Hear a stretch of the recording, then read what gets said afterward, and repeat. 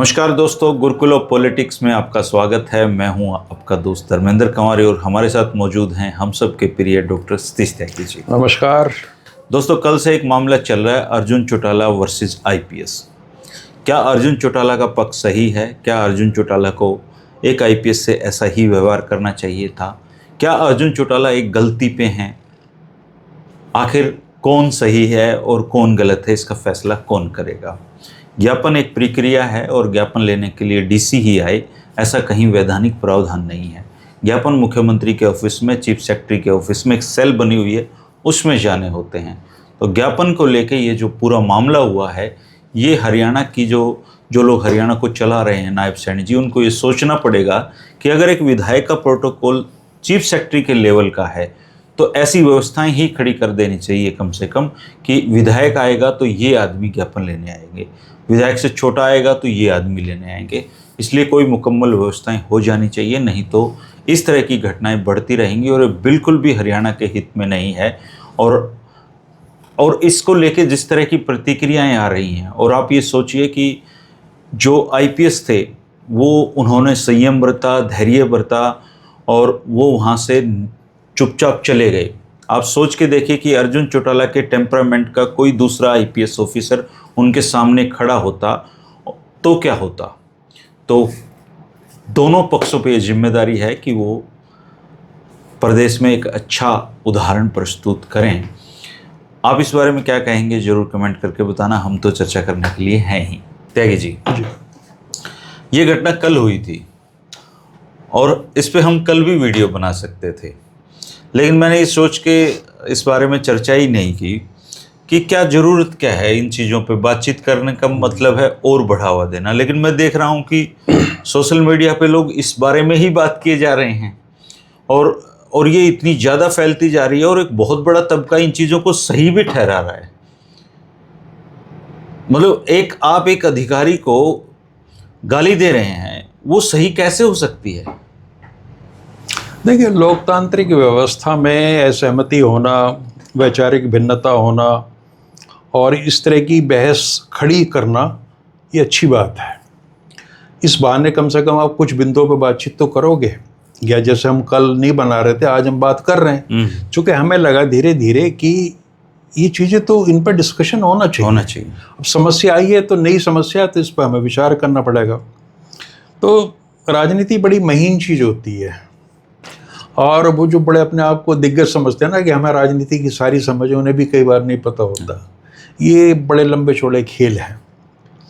उत्तर प्रदेश में ये कहा जाता है कि अगर आपने नेता बनना है, जिस भी स्तर का है, मान लिया आपने अपने विधानसभा का बनना, तो वहाँ के एसएचओ को थप्पड़ मार दो, वीडियो की पिटाई कर दो, है ना। मतलब सरकारी कर्मचारी, बड़े आदमी की पिटाई करोगे उतने बड़े नेता। उससे जनता में ये मैसेज आता है कि हमारा नेता बहुत बहादुर है और वो प्रशासन से टकरा सकता है।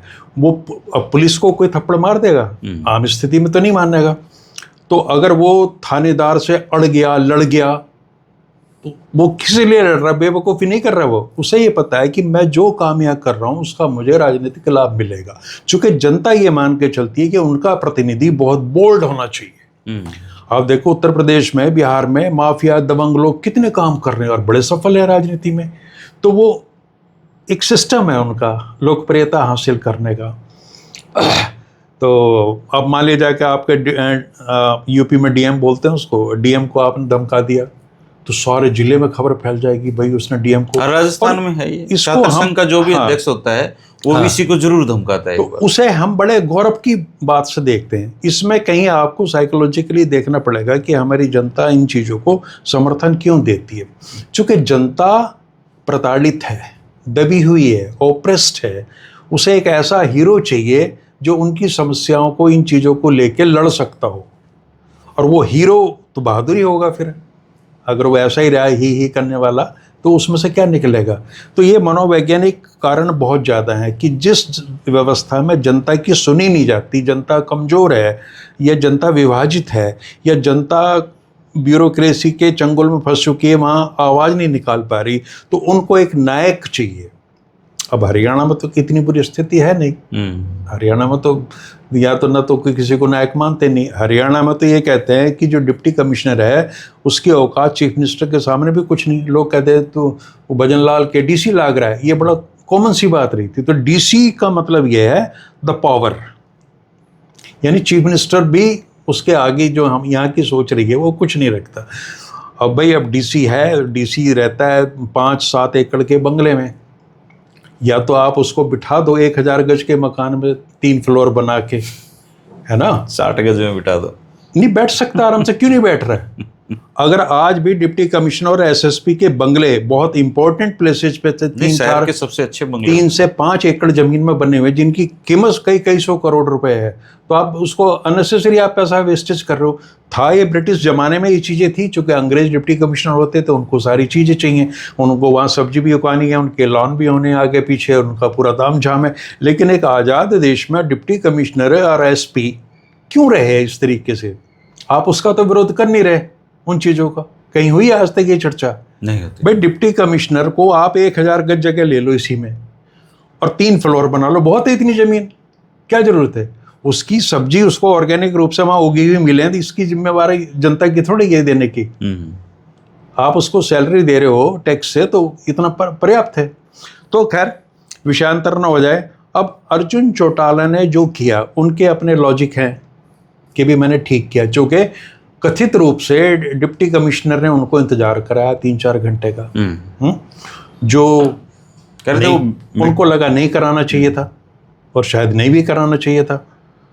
और क्यों कराया अब ये तो डिप्टी कमिश्नर जाने, या डिप्टी कमिश्नर को कहीं से निर्देश थे क्या, ये भी हो सकता है। वो खुद ही कह रहे हैं, अर्जुन चौटाला ने कहा कि ऐसा भी हो सकता है। और जिन्होंने मान लिया कोई निर्देश दिए हैं, मैं नहीं कह रहा निर्देश दिया, अगर किसी ने निर्देश दिए हैं तो उनके पास निर्देश देने की क्या वजह है ना? तो ये पूरा जो राजनीति का इक्वेशन है इसको भी समझना बहुत जरूरी है कि भाजपा कोई ऐसी सीधी सादी राजनीति तो करती नहीं, बहुत लंबी चौड़ी राजनीति करती है और बहुत लोगों की समझ में चीज़ें आ भी रही हैं। सोशल मीडिया पर उनकी चर्चा भी हो रही है, उनको नकारा भी नहीं जा सकता।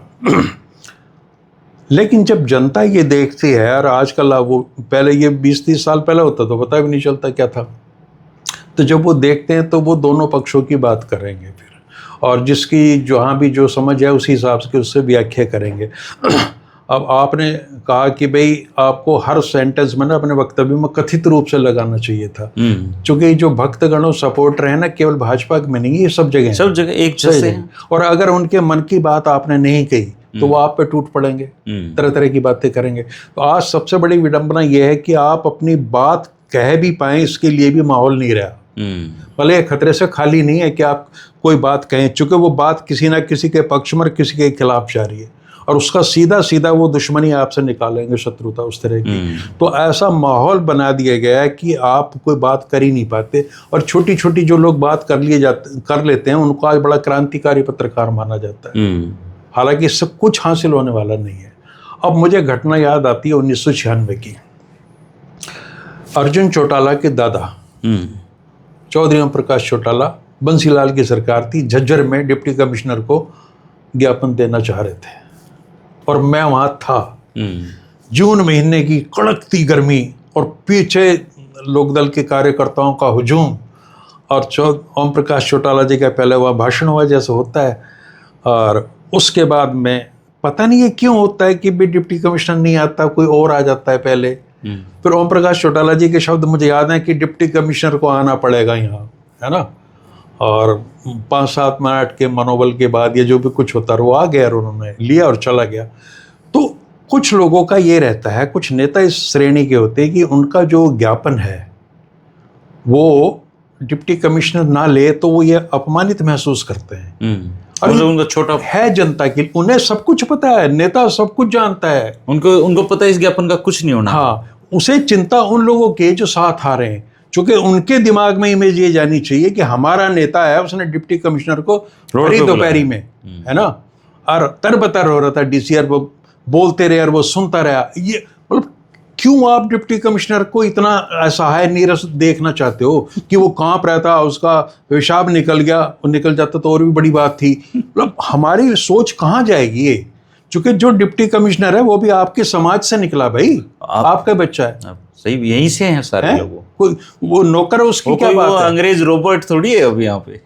लोकतंत्र में कोई किसी का नौकर नहीं होता, ये आवश्यक चीजें हैं। बिना नौकरशाही के आप प्रशासन नहीं चला सकते। प्रशासन पे नियंत्रण रखने के लिए आपके पास में लेजिस्लेचर है, एग्जीक्यूटिव ब्रांच के ऊपर, और अगर दोनों गलती करते हैं तो आपके पास जुडिशरी है, और एक चौथा खंभा है जो इन सारी चीज़ों पर नज़र रखता है और बताता है कि आज अर्जुन चौटाला ने क्या करा और क्या नहीं करा। तो कल से जो मैं देख पा रहा हूँ, तो बहुत से लोगों ने तो ये लिखा कि बाप की असल औलाद है। मतलब अभय सिंह जिस तरह से करते हैं आक्रामक राजनीति, अब उसकी विरासत को, उनकी विरासत को अर्जुन ने ले लिया है। तो एक सेंस ऑफ प्राइड आ रहा लोगों में कि भाई अगर अभय सिंह उम्र के साथ उम्रदराज हो जाएंगे, बैठ जाएंगे, तो हमारे पास अर्जुन है जो उस राजनीति को आगे बढ़ाएगा। बड़ी अच्छी बात है, भी बढ़ाना चाहिए। लेकिन मैं एक बुनियादी प्रश्न पूछ रहा हूं धर्मेंद्र जी, 90 विधायक हैं, किसी और की हिम्मत है? दर्शक ही बता दें, हैं? वो भी तो विधायक ही हैं, उनका प्रोटोकॉल भी चीफ सेक्रेटरी के बराबर है, ज्ञापन तो और जिलों में भी दिए गए होंगे। पर ऐसा मतलब नहीं देखने में। कोई और विधायक मुझे बता दो एक भी, समझे? और यहाँ तो उस पार्टी के तो 2 ही विधायक हैं, और ये तो वैसे भी कॉकरोच जनता पार्टी में शामिल हो चुके हैं। या लोग ये कह रहे हैं भाई जो कांग्रेस के विधायक हैं वो इस तरह की हिम्मत क्यों नहीं कर रहे? भाई क्या चाहते हो आप कि हर एक विधायक जाके जिस दिन भी ज्ञापन देना उस दिन डिप्टी कमिश्नर बेचारा डर के बैठ जाए?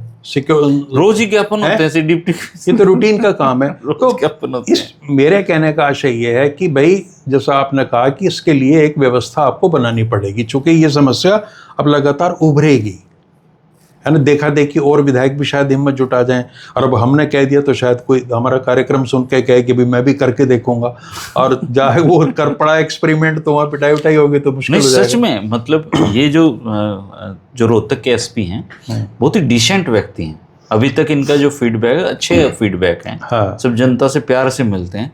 और आप सोच के देखिए कि सामने अगर मान लो सेम टेम्परामेंट का कोई एसपी होता तो मतलब क्या होता वहाँ पे। देखिए अब इस चीज़ को जो है एक वैकल्पिक तरीके से निपटाया भी जा सकता था, ठीक है। वो ये था कि अर्जुन ये कह देते कि अरे बड़ी देर करा दी डीसी साहब आपने, है ना, और बात यही तो मैसेज देना था, है। और तरीके से भी वो तो डीसी साहब देखना उस वीडियो में लेकिन के हाथ पकड़ के उन्होंने शायद कुछ ऐसे शब्द का प्रयोग किया कि वो मीडिया वालों को भी उस पर बीप लगाना पड़ा कि वो ना सुने। सबको पता है क्या शब्द कहा गया। खैर अब ये दूसरा एक ऐसे कहते हैं कि लोग जैसे अभय सिंह चौटाला जी के फोन सब अफसर उठाते हैं। हाँ, अब जब इस तरह की घटनाएं होंगी तो क्या अफसर फोन उठाएंगे जी दोबारा?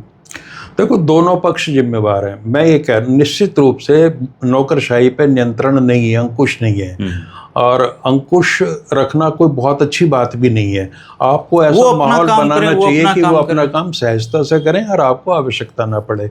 मैंने ऐसे भी मुख्यमंत्री देखे हैं जो बड़े मतलब आदरपूर्वक अपने मुख्य सचिव हों या प्रिंसिपल सेक्रेटरीज हों, उनसे बड़े सभ्यता से बात करते थे कि भाई ये करना ऐसा हो सकता है, उनसे सलाह लेते थे। चौधरी बंसीलाल ने जो टूरिज्म का सारा सिस्टम यहाँ खड़ा किया, आपने वो किताबों में भी पढ़ा होगा कि वो जा रहे थे कि यार उनको मिश्रा जी पड़ी वाशरूम की, तो उन्होंने कहा कि क्या ऐसा कुछ हो सकता है। या जैसे जब उन्होंने नहरी पानी की व्यवस्था करी थी तो उन्होंने बुलाया किसी इंजीनियर को, चीफ इंजीनियर पाठक सर, तो वो हाँ उस समय लगे पड़े थे वो नक्शे पे, बोले कि पाठक जी मेरे को यहाँ पानी पहुँचाना है। मतलब तो चौधरी बंसीलाल भी कोई और तरह का वो थे ना। तो ये जो जनता की जो बुनियादी जरूरत बन गई कि ब्यूरोक्रेसी और नौकर साहब थर थर आते रहे उनके सामने, और ये जो हमने जुमले बना रखे हैं कि ये ऐसी सवारी है नौकरशाही की, एक ऐसा घुड़सवारी है कि जिस पे हर कोई कामयाब नहीं हो सकता, और उसके हमने पैमाने खड़े कर दिए कि अगर वो डीसी या सेक्रेटरी जो डर रहे हैं ये, और कहानियाँ जोड़ जोड़ के हम सुनाते हैं बड़ी की गौरवशाली बातें हो गई। आज जमाना ये है कि 2026 चल रहा है, अब हमें कुछ चीज़ों को नए सिरे से सोचना चाहिए। 3 बच्चों ने CBSE के घुटने टिकवा दिए। पूरी 20 साल से नीचे के बच्चे पूरे हैं वो। देश की मीडिया को नंगा कर दिया जी उन लोगों ने। बिल्कुल कर दिया। ये काम मीडिया का था जो करना उनको, जो बच्चों ने जो काम किया वो देश की मीडिया को करना क्योंकि चाहिए। आज उस बच्चे के पास एक मीडिया है, वो समझ है और उसके पास में लॉजिक है, उन्होंने करके दिखा दिया और सीबीएसई को मानना पड़ा कि हाँ ये गलतियां हो रही हैं। मीडिया भी शायद ये काम नहीं करता। तो ये सोशल मीडिया की ताकत है बहुत बड़ी। तो एक तो इस तरह के इश्यूज पे मेरा तो ये विनम्र निवेदन ये है कि वो ये कहें कि भाई जब भी विधायक ज्ञापन देने कोई आए, वैसी व्यवस्था बना दो कि विधायक ज्ञापन देने आएगा वो पहले सूचना दे देगा कि हम ज्ञापन देने आएंगे इस टाइम पे, डीसी तैयार मिल जाएंगे। हाँ चलो, अब तक जो हो गया इसको हम अगर अंतिम केस भी मान के चलें और सरकार थोड़ी भी गंभीर है तो उसे इस तरह की व्यवस्था कायम रखनी चाहिए कि जहां जनप्रतिनिधि का सम्मान बिल्कुल सुरक्षित रहे, उसको दिया जाना चाहिए सम्मान, और जो नौकरशाह है, ठीक है ना, उसका भी सम्मान जरूरी है। उसका इसमें भी एक उतना ही चुनौती होना और खड़ी हो जाती है सर, जब पब्लिकली हम बस जिले के पुलिस अधीक्षक को कोई गालियां देता है तो उसका इकबाल खत्म होता है सर, अपराधियों में क्या उसका जाएगा संदेश। आप ये देखिए, आपको अच्छा ऐसे लड़के मिल जाएंगे कि आप उनसे ये पूछिए भी आपने कंप्यूटर इंजीनियरिंग की, डॉक्टर बने, आप आईएएस क्यों नहीं बने, तो पता वो क्या जवाब देते हैं कि अनपढ़ गंवार नेताओं के तलवे चाटने पड़ते हैं, ये कोई नौकरी है। और आप ये देखिए करीबन करीबन मतलब इसको तलवे अगर शब्द हटा दें तो मतलब करना तो यही है। जो मुख्यमंत्री होता है चाहे उसको कक्खा ना आता हो, माननी तो उसी की पड़ती है। तो आप देख लो, ये हमारे ही बच्चे हैं जिनके मन में एक वितृष्णा का पता भाव चले आ रहा है। ऑल इंडिया रैंक 3 वाला 10वीं फेल आदमी के बेचारा के उसके आदेशों का पल ये तो हो रहा है ना, देश का सिस्टम ऐसा है। मैं यही कहना चाह रहा हूं कि हो सकता है आने वाले समय में आपको अगर इस तरह की चीजें बढ़ती रही तो लोग सिविल सर्विस में जाना बंद कर दें। एक तरफ तो हम खुश होते हैं कि हमारी इतनी बेटियां इस बार आई, हमारे इतने बेटे आए। पहले हरियाणा का प्रतिनिधि सिविल सर्विसेज में कोई ज्यादा नहीं होता था, लेकिन अब हम उस पर भी गर्व करते हैं और हम उन्हें ये भी कहते हैं कि भाई तुमने जो है नौकर की हैसियत से रहना है ना। और जिसका बेटा गया है वो मानता है कि मेरा बेटा नौकर हुआ है। कहने को तो प्रधानमंत्री भी अपने आप को प्रधान सेवक कहते हैं। सेवक और नौकर में कोई फर्क है क्या? कोई फर्क नहीं। सेवक हिंदी का शब्द है, नौकर भी नौकर है। तो अब प्रधान आपको ये प्रधान में उसमें लिखा है कि ये मैं तो प्रधान नौकर हूँ, यानी नौकरों में भी सबसे मुख्य नौकर हूँ। और अब वो आके जो है मोदी जी मेरे पैर दबाएं और चाय पिलाएं, और ये चीज़ें होती थोड़ी है, ये कहने की बातें सारी की सारी। तो हमें बहुत आगे की सोच रखनी चाहिए कि ब्यूरोक्रेसी का सम्मान इसलिए भी होना चाहिए कि आगे की पीढ़ियों में एक उदासीनता का भावना है कि हम तो इस जगह जाते नहीं। अगर पैसा ही कमाना एक लक्ष्य है तो वो बहुत जगह ऐसी हैं जहाँ पैसा कमाया जा सकता है। और दूसरी तरफ हमें ये भी सुनिश्चित करना पड़ेगा कि ये जो सामंती स्टाइल है रहने का सिविल सर्वेंट्स का, या तो वो खुद अपने अंदर उस तरह के परिवर्तन लाएं, या सरकार जनिच्छाओं का पालन करते हुए उनको ठीक से रखे, उसमें कोई दिक्कत नहीं है, अच्छा वेतन दे, सारी चीजें हैं। लेकिन ये जो है ना, ये जो सोच है कि डीसी जिले का मालिक होता है, ठीक है, और डीसी से पावरफुल कोई नहीं होता, डीसी तो डीसी होता है। वो जो लड़के नए निकल कर आ रहे हैं, मसूरी में प्रशिक्षण लेकर आ रहे हैं, पढ़े लिखे हैं, वो सब हम परिवारों के लड़के हैं, उनको भी पता है कि सिस्टम, उनको भी परेशानी होती है, लेकिन क्या करें भाई, उनके लिए जगह ही है। तो मुझे तो इतना भरोसा अपनी नई पीढ़ी पे कि जो आईएएस बन के आ रहे हैं लोग, वो सामंती स्टाइल में नहीं रहना चाहते। मैंने ऐसे एसएसपी देखे। मेरा एक बार कोई मामला था तो एक एडिशन, वो एसपी ट्रेनी आया हुआ था, एसएचओ से काम सीख रहा था वो। तो मेरा उस थाने में जाना हुआ, तो वो उठे सज्जन, कोई जगह नहीं थी वहाँ। तो उन्होंने सिपाही से कहा है, किसको कहा कि भाई कुर्सी ले आओ।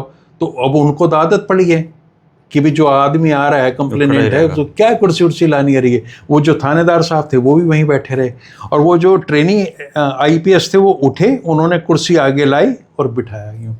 कितना बड़ा फर्क है, उस सोच का फर्क है। तो नई जनरेशन में जो लोग आ रहे हैं वो रूल करने के हिसाब से या सामंती प्रभाव के हिसाब से नहीं आ रहे हैं कि जनता को वो जनता ही समझ रहे हैं, लेकिन हम किस तरह का ट्रीटमेंट उनको दे रहे हैं ये हमें अब सुनिश्चित कर लेना चाहिए। अब जो दौर चल रहा है, अब ये मान के चलो कि आगे, इससे आगे हमें अगर चीज़ें सुधारनी है तो व्यवस्थाओं में परिवर्तन करने पड़ेंगे। आईपीएस एसोसिएशन ने अपना विरोध जताया है ना, हालांकि उन्होंने नाम नहीं लिखा है, उन्होंने कुछ इस तरीके से लिखा है, तो जिस विधायक का प्रोटोकॉल चीफ सेक्रेटरी के बराबर है तो सभी का होगा, सबका है ना? 90 के 90 का है। हाँ, तो क्या मतलब वो अधिकारियों को बुला के मीटिंग ले सकते हैं कहीं? चीफ सेक्रेटरी तो ले सकता है। विधायक अपने एरिया में और अधिकारियों मैं को बुला आपको बता दूं कि शायद कितने विधायक तो ये पता हो उनको अपना प्रोटोकॉल भी नहीं पता होगा, क्या है नहीं करता। ऐसा तो 3-3 4-4 और बंदे उनको भी नहीं पता होता बेचारों का। हमारे रोहतक की बड़ी एक मशहूर घटना है कि यहाँ सेठ श्री कृष्णदास थे लाला जी, वो मंत्री बन गए, और उससे पहले वो प्रॉपर्टी डीलिंग और कई इस तरीके के कॉलोनियां काम बहुत करते करती थे। उन्होंने यहाँ पे। हाँ, तो वो थानेदार उनको सलाम करने आ गया, अब वो आदतन जो उनकी थी उसने सलाम ठोका, सेठ जी उठ गए, हाँ भैया गले, तो उनके पुत्र ने सेठ जी के उनको समझाया कि अब आप मंत्री हो गए हो, है ना, तो अब चीजें बदल गई हैं।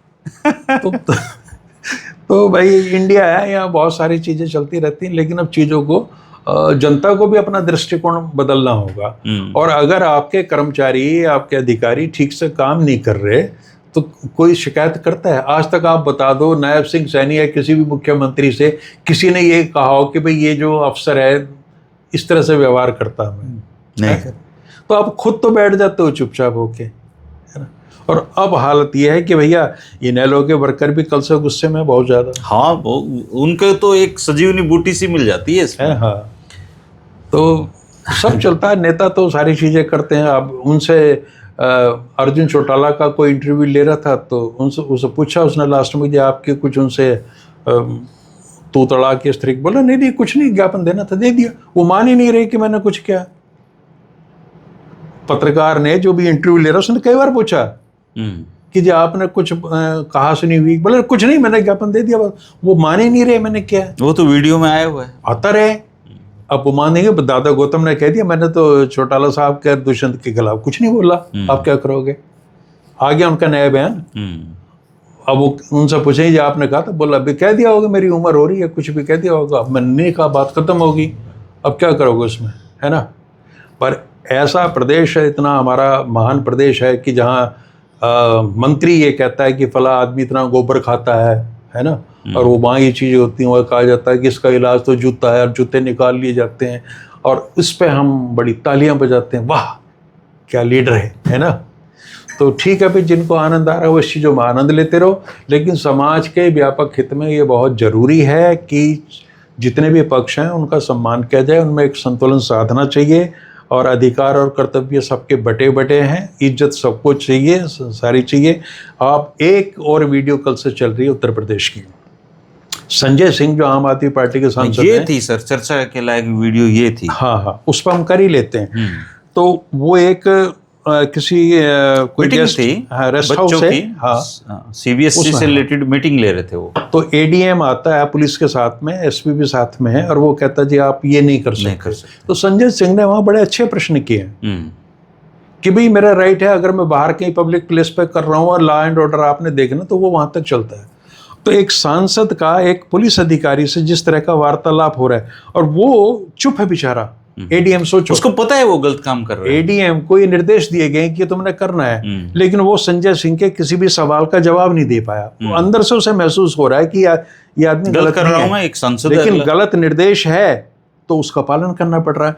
तो क्या हमारी ब्यूरोक्रेसी गलत जो उनको निर्देश मिलते हैं उनका बहिष्कार कर सकती है? तो एक अधिकारी में इतना साहस तो होना चाहिए कि वो अदब के साथ मुख्यमंत्री से कह दे कि सर ये संभव नहीं है, ठीक है, तो फिर वो रास्ते ढूंढ लेते हैं कोई और तरीके के। तो अधिकारियों को भी अपना मनोबल और अपना आत्मसम्मान इतना रखना चाहिए कि वो गलत निर्देशों की पालन ना करें और उसका विरोध करें, और ये अधिकार उनको मिला हुआ है। संतुलन का मतलब ही ये है, दे रखा है जी, हाँ, भारत के संविधान कि आपने जो है वो आप भी ओथ लेके आ रहे हो कि मैं सारा काम ठीक करूंगा, और उसने भी ओथ ली हुई है, लेकिन व्यक्तिगत स्वार्थों की पूर्ति के लिए, मलाईदार पोस्टिंग के लिए, ज़्यादा माल कमाने के उद्देश्य से ब्यूरोक्रेसी में जो गड़बड़ियाँ आई हैं और जो सरेंडर कर रहे हैं, अब हैरत होती है सोच के कि एक डिप्टी कमिश्नर अपॉइंट होता है और वो एक पूर्व मंत्री के घर जाता है गुलदस्ता लेके। क्या है ये? गुलदस्ता लेके जाता, बात माननी पड़ती है। नहीं, मंत्री जी वहां मिलते नहीं तो उनके बेटे को देख के आया, ठीक है ना। तो जब आप इस स्तर पर गिरोगे तो भैया कौन सम्मान करेगा? और नेता तो इस चीज़ का लाभ उठाएंगे दिन रात। तो बहुत बड़े सुधारों की, रिफॉर्म्स की ज़रूरत है।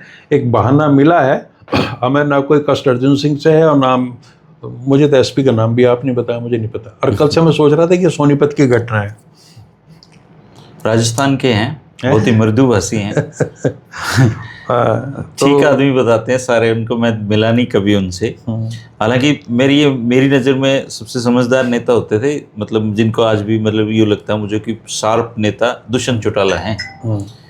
लेकिन वही गाड़ी के लटक गए सर एक इंस्पेक्टर के साथ। हर एक नेता का एक यूएसपी होता है, जो मैंने आपसे कही है बात, आप इस पे लोगों को ध्यान करना चाहिए कि क्या 89 विधायक जो सत्तारूढ़ दल के भी हैं, और मैं कहता हूँ मंत्री भी सत्तारूढ़ दल का आज का, किसी डिप्टी कमिश्नर से ऐसे बात करके दिखाते, इवन चीफ मिनिस्टर नहीं करते, नहीं कर सकते हैं, और ना पहले वाले चीफ मिनिस्टर करते थे, नहीं करते। तो ये कॉन्फिडेंस कहाँ से आता है? पीढ़ी दर पीढ़ी आता है। तो जहाँ से मैंने एक बीच में उदाहरण आपको उत्तर प्रदेश का दिया था, तो वहाँ स्थिति एक ऐसी आ गई थी कि नेता जो ना, युवा नेता जिनका राजनीति करना था, वो ऐसे चोर तहसीलदार वगैरह को ना सेट करके आते थे कि भाई सब कल मैं आऊँगा और कुछ थोड़ी सी गुस्ताखी करनी है, ठीक है, आप भी कर लेना जो आपसे होता हो, लेकिन कर लेना इसको, चूंकि धंधा है तो अंडरस्टैंडिंग चल रही है उसमें। सही बात। हालांकि अब आजकल नेता पुत्रों पे ही पूरा फोकस हो गया ये। हाँ। तो अभी एक नई चीज है, उत्तर प्रदेश में रूटीन की बात है ये। हाँ। रोहतक के सांसद ने अपना सांसद प्रतिनिधि बनाया है ऑफिशियली।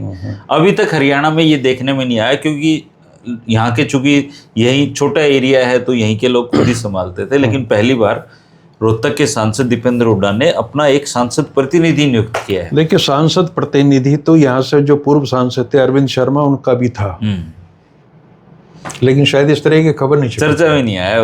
हाँ, तो सांसद प्रतिनिधि रखने का एक पता नहीं वैधानिक प्रावधान है कि नहीं, लेकिन एक रिवाज यूपी में तो है, और यहाँ शायद ना रखते हो, या और तरह के प्रतिनिधि काम करते रहते हैं, कोई बड़ी बात नहीं है।